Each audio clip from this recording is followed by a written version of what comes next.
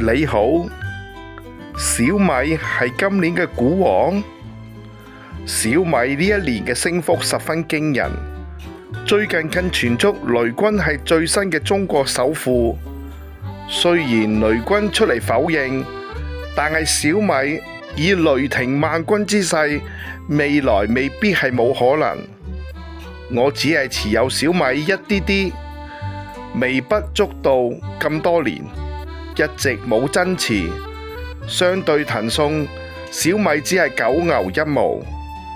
因為我對小米一直有啲保留，我唔係咁喜歡利錢大低嘅股票，我亦唔喜歡冇經過考驗嘅新戰線小米汽車嘅營運風險。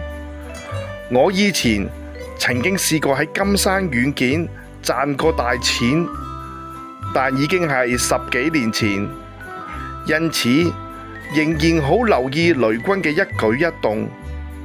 一般嚟講，我唔太持有嘅股份，佢就特別升得好厲害嘅，例如小米同埋比亞迪。